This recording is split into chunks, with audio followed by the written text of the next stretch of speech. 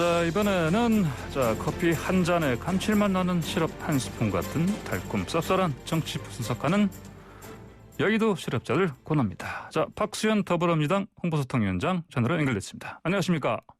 네, 박수현입니다. 행복한 한 주간 되세요. 네, 감사합니다. 네, 김연아 국민의힘 비대위원 나오셨습니다. 안녕하십니까? 네, 안녕하십니까. 김연아입니다. 오늘 미세먼지가 굉장히 심각합니다. 예. 그러게요. 미세먼지가 차단되는 마스크 착용하시고 가급적 외출을 자제하셔야 될 것 같습니다. 이게 미세먼지 농도가 보니까 지금 서울이 거의 평소에 한 10배 넘는다고 좀 합니다. 보니까 지금 창밖으로 네, 오늘 아침에 심하네요. 출근하면서 운전을 하는데요. 예.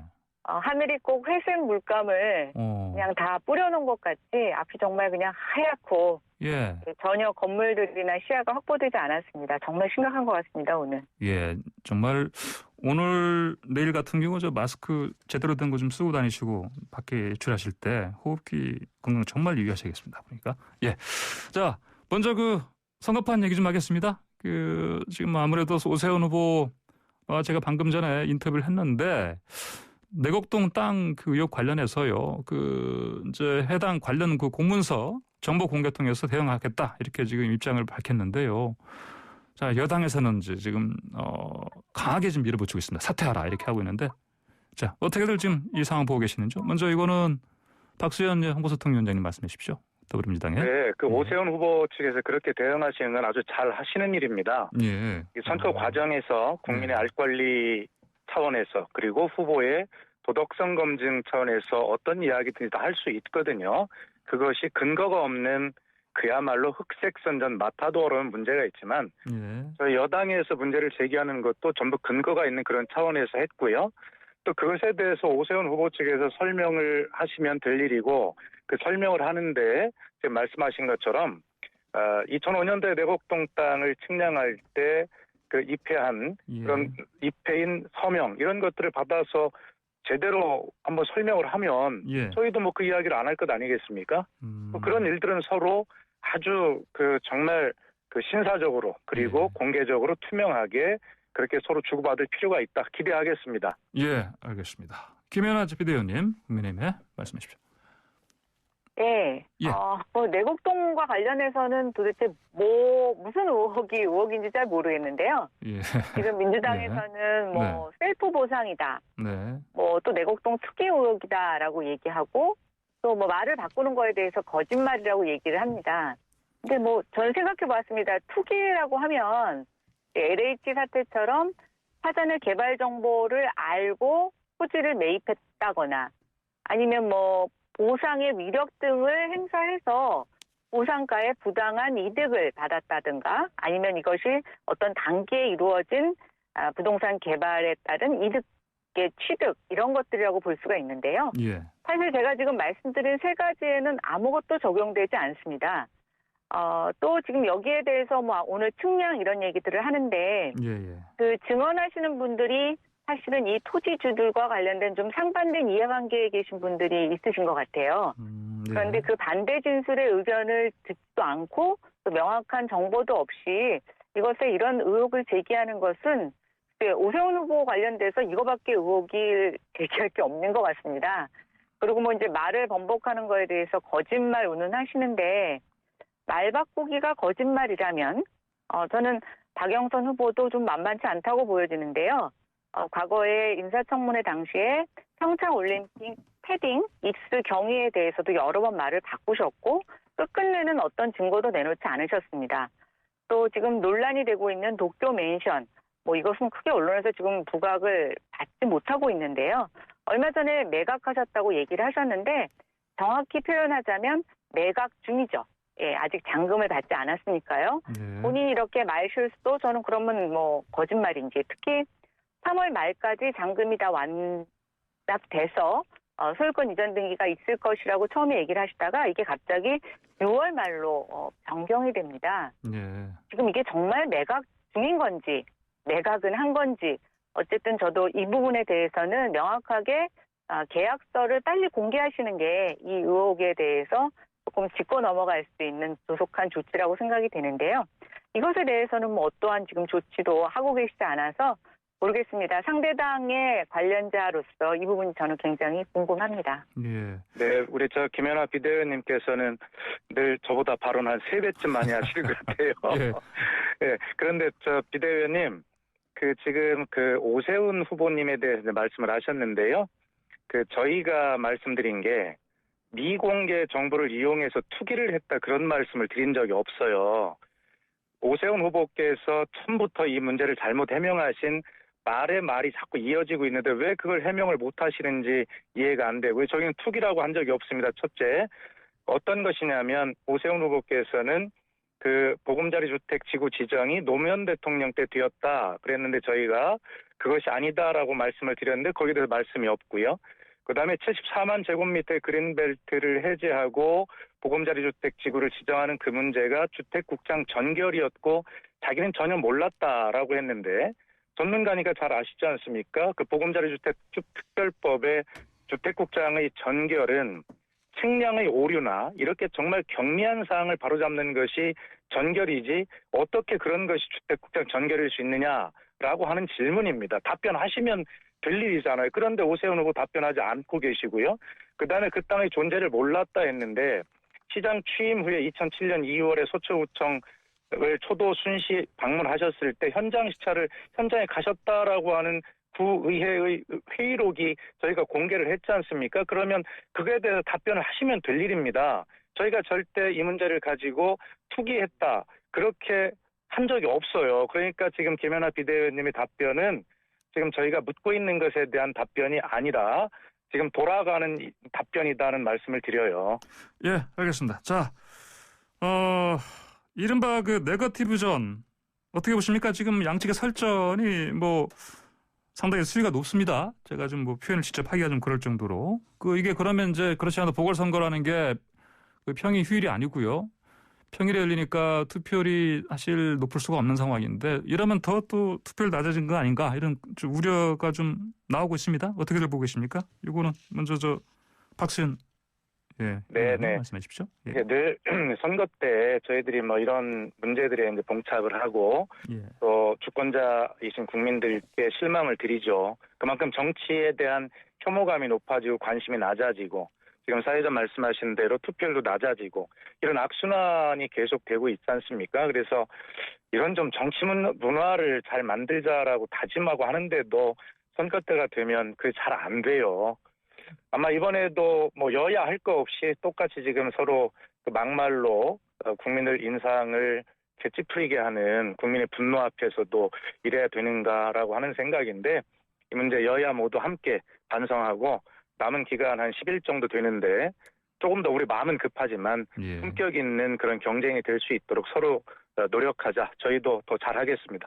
예, 김연아 님도 이 부분은 비슷한 생각이시죠? 예. 네, 저도 이 정치 선거 굉장히 중요하지만 이런 네거티브 전략은 결국은 국민들의 정치 혐오를 유발하면서 투표장으로 나가야 될 중도층들을 정치를 외면하게 하는 결과를 초래합니다. 예. 지금 상대적으로 여론조사가 전부를 설명하지는 않지만 여론조사의 우위에 있는 오 후보보다는 여론조사에서 추격을 하고 있는 입장에서 이런 네거티브 전략을 통해서 자기네들의 조직은 투표를 열심히 하고 중도층들을 투표장에 못 오게 하는 게 전략적으로 유효할지는 모르겠지만 저는 아까 박수현 소통위원장님, 소통위원장님 말씀처럼 앞으로 우리가 조금 좀 더 나은 정치를 하기 위해서는 진짜 이런 네거티브보다는 정책 경쟁 또 미래에 대한 얘기를 했으면 좋겠다는 생각하고 있습니다. 예, 알겠습니다. 자, 또 이거 하나는 또 공약 가지고요. 이거 원래 내 것이었다. 이런 지금 얘기 나오고 있는데 보니까 박 후보가 SH요. 서울도시주택공사 공공주택 분양 원가 공개 공약했는데 이게 오 후보가 이거 원래 자신의 과거 공약이었다. 이런 공방을 좀 또 벌이고 있습니다. 왜 이런 상황이 벌어지고 있나요? 이거는 그 문제에 대해서 맞습니다. 두 분 말씀이 다 맞고요. 예. 저는 원래 이제 분양 원가의 공개 이런 것들은 정치적으로 보면 좀 진보 진영의 이슈이고 그걸 주도해가는 그런 이슈인데 오세훈 후보께서 시장에 당선되셔서 이 문제를 62개 항목의 원가, SH 원가 공개를 한 것에 대해서 높이 저는 평가를 일단 합니다. 예. 그런데 그 오 후보께서 이제 그것을 내가 저작권이 나에게 있다라고 뭐 주장하시고 강조하시는 거 좋습니다만 사실관계를 조금 정확하게 더 좀 말씀하시면 좋겠다는 생각이요. 첫째, 오 후보께서는 이것을 자기 자신이 추진할 때 노무현 대통령께서 마지못해 하셨다 이런 말씀, 그리고 박원순 시장 시절에 이것을 다시 원위치했다 이렇게 설명을 하셨는데 그 전혀 다릅니다, 사실이. 박원순 시장 때, 이제 오세훈 시장 때 62개 항목을 공개를 했고요. 예. 박원순 시장 때는 국토부 규칙에 따라서 12개 항목으로 줄어든 것이 맞습니다. 그러나 역시 박원순 시장 임기 때 지금의 김세용 SH 사장이 취임한 이후에 다시 62개 항목으로 이 공개를 늘렸거든요. 그렇기 때문에 원점으로 돌아갔다라고 하는 설명은 오 후보께서 다시 좀 잘 하셨으면 좋겠고요. 그 다음에 지금 박영선 후보가 공개하는 것은, 주장하는 것은 뭐냐면 거기에 이제 그 설계 내역, 그 다음에 도급 내역, 하도급 내역, 이것이 좀 다 되어야 정말 진정한 의미의 원가 공개다 이렇게 이제 보는 것이거든요. 그래서 지금까지는 지금 말씀드린 세 가지는 공개가 되지 않았는데 이 부분을 박영선 후보는 시장이 되면 정말 좀 더 전향적으로 이 반쪽 공개가 아니라 완전한 공개를 향해서 나아가겠다라고 약속하고 그렇게 제안하고 있는 것입니다. 예, 박 후보의 공약은 이제 비용 발생 구조까지도 들여다볼 수 있는 그런 공약이다 이런 말씀하시는 거네요, 보니까요. 알겠습니다. 자, 김연아 PD님. 네. 저는 실제로 2000년대 후반에 이 분양가 원가 공개 심의위원으로 참여한 적이 있습니다. 예. 그래서 이제 그때 좀 기억을 되살려 보면 LH, 즉 국토부가 원가를 공개하던 것보다 SH공사는 정말 더 상세하게 많은 것을 공개를 해서 그때 뭐 국민들의 굉장히 많은 지지를 받기도 했고 또 사업자들에게 있어서는 그만큼 원성을 받았던 것도 사실입니다. 그래서 뭐 이것이 오세훈 후보가 훨씬 더 중앙정부였던 국토부보다 적극적으로 한 건 맞고요. 박원순 시장이 들어서는 사실은 그 당시는 공공아파트 분양보다는 도시재생에 강점을 두다 보니까 분양원가 공개 이런 것들에 대해서 굉장히 퇴보한 건 사실입니다. SH공사가 새로 그것을 추가하더라도 분양 물량 자체가 오세훈 시장 후보보다는 굉장히 많이 줄었기 때문에 저는 뭐 이것이 그렇게 이슈화될 수 있었던 사항은 아니라고 생각이 됩니다. 예. 그리고 앞으로도 이것을 글쎄요, 뭐 SH공사가 얼마나 서울에서 직접 지어서 원가 공개할 수 있는 물량이 많이 있을지는 모르겠습니다. 주로 SH공사가 매입해서 전세나 임대를 주던 매입 전세 형태로 임대주택을 많이 공급하고 있는 상태이기 때문에 이게 얼마나 영향을 미칠지는 모르겠지만 그냥 쿨하게 오세훈 후보님 잘하셨으니까 저 그거 받아서 하겠습니다. 뭐 이렇게 얘기하실 수 있는 일인데 뭐 이걸 너무 논란을 많이 가져가는 것 같고요. 영선 후보님께서 얘기하시는 뭐 하도급 내역까지 공개하시겠다는 것은 취지는 굉장히 좋습니다. 그러나 그거는 제가 분양원가 공개 심사에 참여한 사람으로서 실질적으로 기술적으로 가능하지 않은 측면이 있어서 이것은 만약에 조금 내부적으로 본인이 그 업무를 완전히 파악하지 못하고 내신 조금 이상적인 공약이다 이런 생각이 듭니다. 네, 알겠습니다. 민 의원님 지금 말씀하신 하도급 내역 공개의 문제점에 관해서 저희도 잘 알고 있습니다. 그런 부분들에 대해서 함께 앞으로 토론할 기회가 있으면 좋겠고요. 오세훈 후보 측에서는 내가 전에 62개 항목을 먼저 공개했다. 아까 저 높이 평가한다고 말씀 이미 드렸고요. 다만 앞으로 더 반쪽을 나아가기 위해서 박영선 후보가 제안한 지금 그 설계 내역, 도급 내역, 하도급 내역의 공개라고 하는 이 추가 공약에 대해서 오세훈 후보가 어떤 입장을 가지고 있는지 그것을 밝히면 될 일이라고 생각합니다. 예, 알겠습니다. 자, 이번에는 주제를 약간 바꿔보겠습니다. 한명숙 전 총리 모해 위증 의혹 사건이요.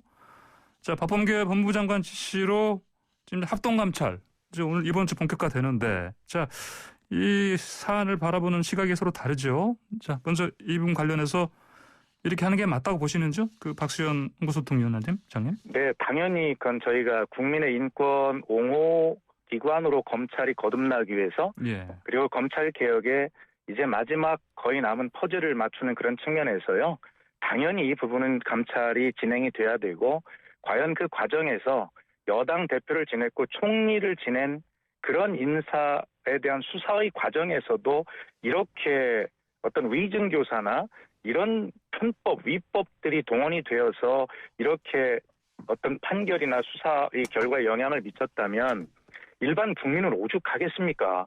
그렇기 때문에 이 문제는 이제 한명숙 총리를 구하기라고 하는 그런 프레임을 씌우지 마시고, 저희는 다시 한번 강조합니다만 한명숙 총리가 불법 정치자금 수수나 이런 어떤 것으로 대법원에서 확정 판결을 받은 판결의 유무죄를 뒤집고자 하는 의도가 전혀 아닙니다. 그리고 이 문제를 콕 집어서 저희가 하는 이유가 뭐냐면, 아니 이 문제에 대해서 작년 4월에 그런 검사가 수사 과정에서 위증을 교사했다라고 하는 진정이 나왔는데, 그러면 이거를 들여다보지 않는다는 것이 더 문제 아닙니까? 그것이 검찰 감싸기 아닙니까?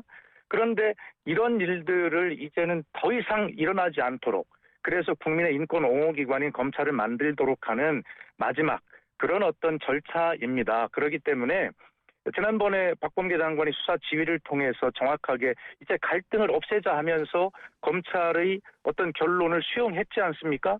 이제 남은 것은 정말로 검찰도 발표를 했습니다만 그 과정에서 잘못된 관행이 있었다고 인정하고 발표문에 사과의 의미를 담지 않았습니까? 그렇다면 정확히 어떤 일이 있었는지 밝히고 이 문제에 대해서 처벌은 하지 못하더라도 다시는 이런 검찰이 없도록 만드는 것이 시대의 소명이고 우리가 지금 감당해야 될 몫입니다. 그런 차원에서 이번에만큼은 정말 더 이상 갈등이 없도록 정확하게 들여다보고 처벌을 하지 못한다 하더라도 이런 문제를 교훈으로 삼아야 한다고 생각합니다. 네, 이번엔 김연아 국민의힘 비대위원님 말씀하십시오. 네, 검찰 수사 과정상의 절차상의 억울함을 겪은 일은 뭐 정치인들뿐만이 아니라 일반 국민들이 더하겠죠.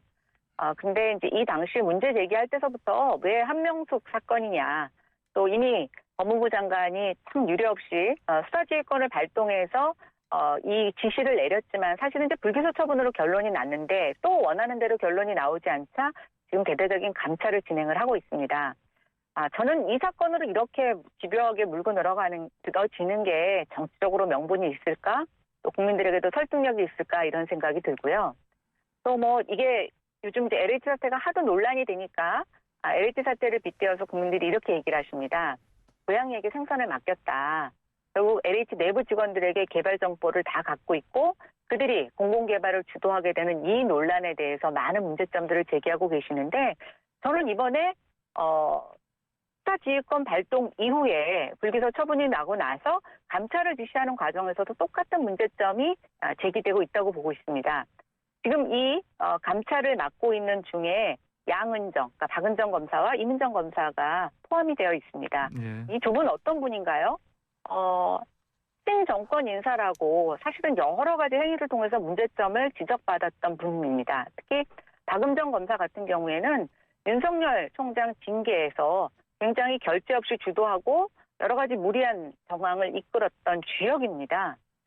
저는 이런 문제 있는 분들이 이 감찰에 들어간다라고 하는 것이 굉장히 정치적인 의도가 들어가 있는 것으로 오해받을 수 있다고 생각이 되고 과연 이것이 이 결과가 어떻게 나타나든 그게 국민에게 신뢰를 얻을 수 있을까라는 측면에서 보면 호구많은 여러 가지 수사 절차상의 문제점을 왜 이 사건으로 이 문재인 정부가 이렇게 들고 나올까? 좀 다른 사건으로 일반 힘없고 백없는 국민들의 사례를 갖고 더 이것을 문제 삼고 이 해결점을 찾았다면 훨씬 더 본래의 의도대로 되지 않았을까라는 아쉬움이 있고요. 그런 측면에서 약간의 본래의 의도가 의심되는 것도 사실입니다. 예. 자, 그러면 방금 김연아 의원님께서 말씀하신 그 가운데 그 합동 감찰 이 인적 구성 자체가 문제가 있다 말씀하셨는데 이 부분은 박수현 위원장께서 좀 동의하십니까? 예. 김연아 비대위원님 말씀도 옳은 부분이 있어요. 그러나 제 말도 옳은 것이 뭐냐면 박범계 장관이 분명히 이야기했지 않습니까? 수사지휘하면서 검찰 내부에도 이견이 있다. 그러면 양쪽을 고르게 포함시킨 균형 있는 의견을 듣고 그런 시각들로 들여다봐야 서로 합의가 될 것 아니겠습니까? 어떻게 한쪽을 배제하고 합의에 이를 수 있겠습니까? 그러니까 고른 감찰을 하는 것이 이 부분이 빨리 그 합의에 이를 수 있는 부분 아니겠어요? 그래서 김연아 의원님 말씀하실 수 있지만 그러나 제 말이 더 설득력이 있을 겁니다. 그리고 왜 한명숙 총리 건이냐라고 지금 말씀하셨는데 아까도 제가 설명드렸잖아요. 예, 그렇게 김연아 의원님 말씀하신 힘없고 백없는 서민들의 인권이 더 이상 검찰의 잘못된 수사 관행에 의해서 훼손되지 않도록 저희가 이런 일을 하자는 것이고, 지금 국민의힘은 그런 것에 반대한다는 말씀이실지 모르겠고요. 왜 한명숙 총리냐? 작년 4월에 또 그러한 수사 관행에 잘못이 있었다는 진정이 있었으니까 그것을 하는 것이지, 저희가 한명숙 총리를 구하기 위해서 이것을 하는 것이 아니더라고 또 입이 아프게 설명을 드립니다. 네, 알겠습니다. 자, 오늘 두 분 토론 여기에서 좀 마무리해야 되겠습니다. 두 말씀 여기까지 듣겠습니다. 감사합니다. 네, 감사합니다. 네, 지금까지 박수현 더불어민주당 홍보소통위원장, 그리고 김연아 국민의힘 비대위원 함께했습니다.